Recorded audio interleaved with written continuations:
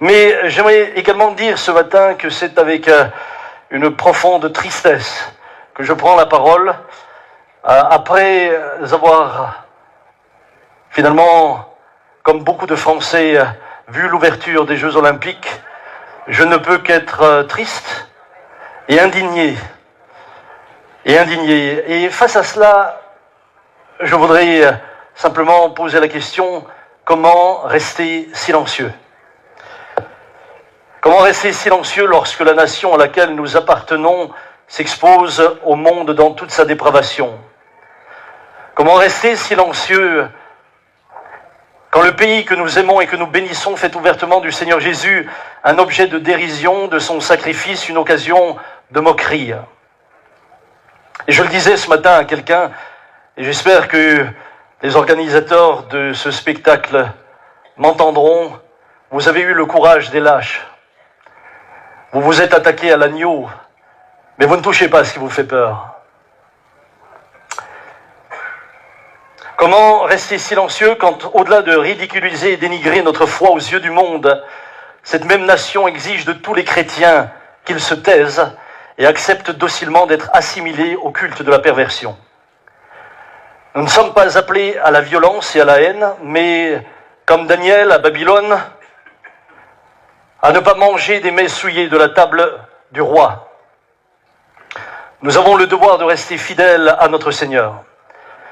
Comme nous l'avons explicitement constaté lors de la cérémonie d'ouverture des Jeux Olympiques de Paris, l'esprit antichrist de ce monde nous est imposé avec insistance, alors que notre liberté de croire est petit à petit étouffée.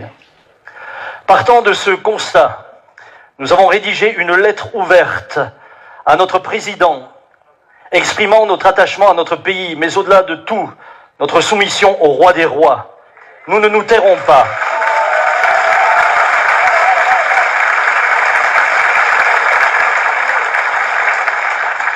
Permettez-moi de vous lire cette lettre qui sera rendue disponible en ligne à tous ceux qui souhaiteront y souscrire dès ce soir au plus tard demain. J'en appelle aussi à la signature à l'international, à nos amis qui se trouvent en Algérie, en Afrique, dans tous les pays, parce que ce n'est pas seulement nous, chrétiens français, qui avons été offensés, c'est le christianisme qui a été attaqué. Je vous demanderai donc à vous tous qui êtes au loin, de faire connaître ce courrier, de le signer également. Des pays ont censuré la France. Des pays ont censuré le spectacle, ont supprimé des scènes. Les États-Unis eux-mêmes y ont participé en supprimant certaines scènes. Nous ne pouvons aujourd'hui et ce matin qu'être tristes. Je voudrais donc prendre du temps pour lire le courrier que nous avons décidé d'envoyer non seulement au président de la République, mais à tous les médias français. Pardonnez-moi si la prédication ce matin sera un peu raccourcie, mais il nous semble urgent, important, de ne pas seulement dire que nous sommes indignés, mais d'agir. Il y a des moments pour parler, il y a des moments pour agir.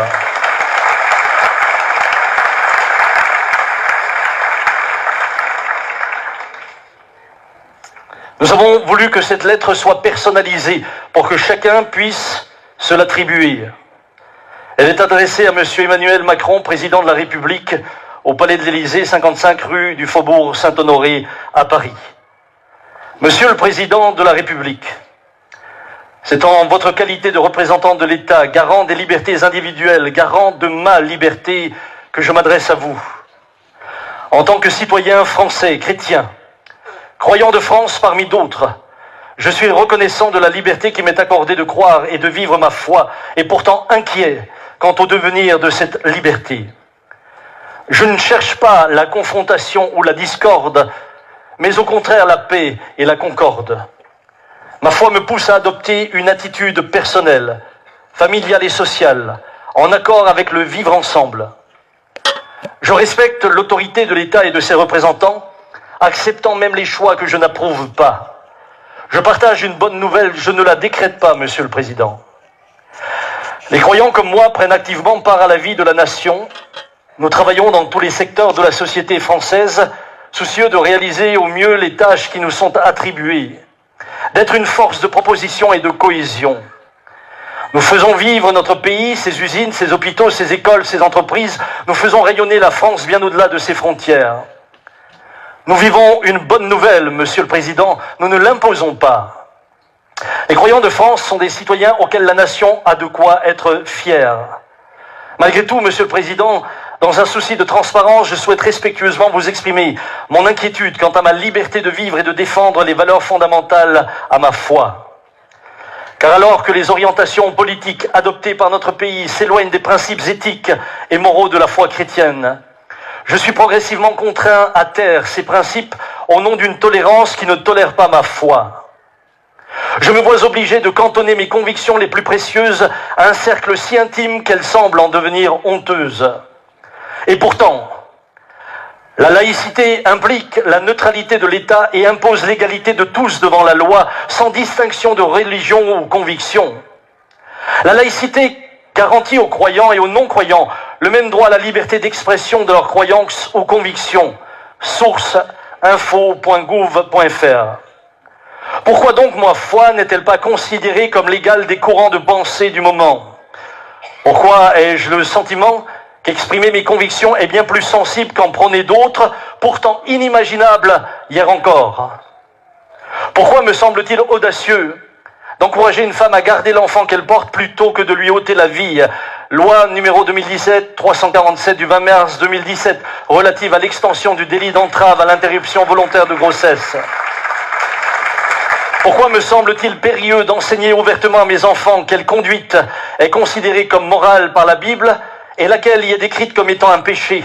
Ou pourquoi serait-il inacceptable qu'un homme ou une femme entende parler de ces valeurs et que, convaincu, il décide de changer d'avis?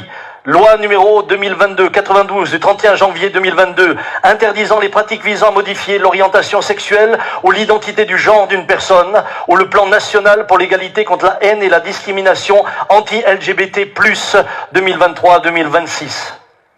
Officiellement, il est vrai, on les arrêtait et on les jugeait non pour leur foi elle-même, mais pour avoir exprimé leurs convictions à haute voix et élevé leurs enfants dans cet esprit.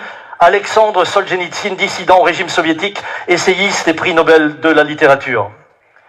Votre discours au Murau le 2 octobre 2020 et la loi 2021-1109 du 24 août 2021 confortant le respect des principes de la République dans le but d'armer la République contre toutes les formes de séparatisme et de protéger notre modèle républicain interroge quant aux communautés visées par ces armes juridiques. Toutes ne menacent pas le modèle républicain, sauf à considérer la foi chrétienne comme une menace. Hier, je me sentais protégé, aujourd'hui je me sens menacé par les lois de mon pays. Comme vous l'avez très justement exprimé au sujet de l'écriture inclusive, il est parfois nécessaire de ne pas céder aux airs du temps, le 30-10-2023. Ou comme l'écrit saint Paul, à ne pas être emporté à tout vent de doctrine par la tromperie des hommes, par leur ruse dans les moyens de séduction, mais que professant la vérité dans la charité, nous croissions à tous égards en celui qui est le chef, Christ. Éphésiens 4, versets 14 et 15. Monsieur le Président, je ne peux transiger sur mes impératifs moraux sans me renier moi-même. Je ne peux modifier le message auquel je crois sans renier celui en qui je crois. C'est cette position que je souhaite respectueusement réaffirmer par cette lettre. J'affirme que je ne tairai pas le message d'amour, d'espoir et de justice qui a touché l'humanité au travers des siècles et qui m'anime aujourd'hui. J'affirme que je continuerai à respecter les convictions de chacun, mais qu'en aucun cas je ne ferai mien un message contraire à celui de l'évangile de Jésus-Christ. Tous ceux qui, avec moi, se reconnaîtront dans cette lettre, souhaitent le bien de notre pays et de tous nos concitoyens. Nous continuerons de prier et d'agir dans ce sens, mais avant toute chose, nous souhaitons plaire à Dieu. Nous continuerons toujours de penser, de parler et d'agir dans cet esprit. Je vous prie de bien vouloir agréer, Monsieur le Président, l'expression de ma haute considération, Pasteur Samuel Peter Schmidt.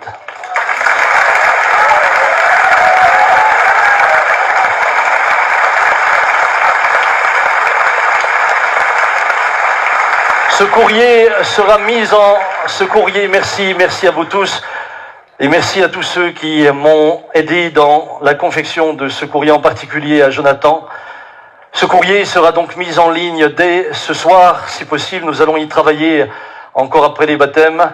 Notre équipe de communication fera tout le possible pour qu'il soit répandu le plus largement possible, afin que chacun de vous puissiez écrire en disant au président de la République que c'est en tant que citoyen français que vous signez, que c'est en votre nom que vous signez. Parce qu'au-delà de la parodie, au-delà de l'ignominie que nous avons vue, eh bien, j'aimerais vous dire que les lois qui les accompagnent sont aussi des lois qui ont été faites contre les chrétiens. Il nous faut donc les dénoncer, et le temps est venu, alors que finalement la nation, en tout cas au milieu des croyants, est blessée par ce qui s'est passé. La charte du CIO dit qu'il est interdit de véhiculer une idéologie, de faire de la politique ou d'attaquer une religion. Je crois qu'ils ont fait les trois dans cette cérémonie. Ils ont fait les trois dans cette cérémonie. Certains ont dit, oui, mais c'était que l'un ou l'autre tableau. J'aimerais vous dire, lorsque vous avez un verre à boire et qu'il y a un peu de cyanure dedans, c'est ce qui va vous tuer. Que le Seigneur nous aide. Frères et sœurs, vous qui êtes en ligne, je compte sur vous pour répandre cette pétition aussi largement que possible. Plus nous serons nombreux, plus elle aura du poids. Plus nous serons nombreux, plus on saura que dans ce pays, il y a des hommes et des femmes qui ne se contentent pas d'être indignés, mais qui sortent de leurs réserves et qui parlent. Nous désirons vraiment prendre une position ferme. Merci pour votre aide. Merci à vous de signer, mais merci à vous aussi de répondre à tous vos amis par tous les moyens que vous avez. Utilisez tout ce que vous avez, que ce soit TikTok, que ce soit Facebook, que ce soit vos emails, que ce soit YouTube. Utilisez tout ce que vous avez. Et je crois que les radios chrétiennes relaieront également ce message.